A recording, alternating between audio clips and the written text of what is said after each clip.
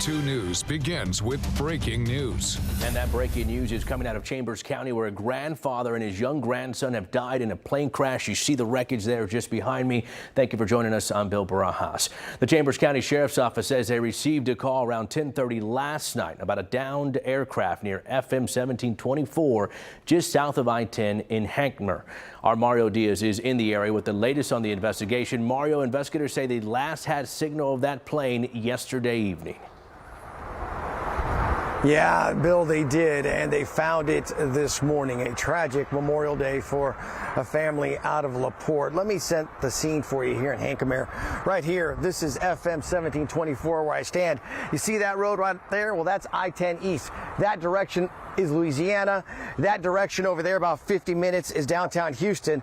And right here is where you saw investigators yesterday evening start cutting into the woods here, creating a path to go some 200 yards down this stretch to where the crash site is. Now, we do have that image that you saw and that Bill referenced at the very top of the show. I'm asking for it once again here to give you an idea of what this image is like of the crash scene.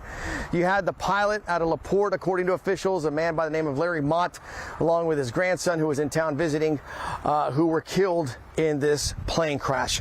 Authorities got the call last night of concern that there was a flight that may have been missing. They immediately launched a group of search teams involving the Chambers County Sheriff's Office, Texas Game Wardens, DPS, as well as the Coast Guard. They looked here throughout the course of the evening in these woods, but again, it's nighttime and you had to cut into the woods. It's very challenging. You had the side-by-side, but that can only do so much as they're searching. This morning, they had the Coast Guard helicopter back out, and according to the Sheriff's Office that I spoke to in the last hour, it was the Coast Guard helicopter that helped them identify the crash site. Again, about 100 to 200 yards inside of those woods, according to one officer. I will tell you that the FAA has been on site, according to officials, but the NTSB is what they're waiting for next. They are usually who are brought into any kind of accident involving an aircraft.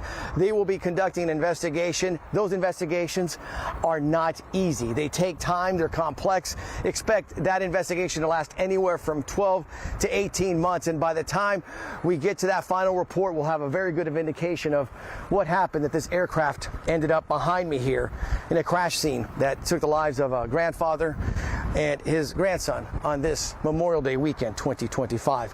That is the very latest from here in Hankamer. I'm Mario Diaz, KPRC2 News. Our thoughts with them. Thank you, Mario.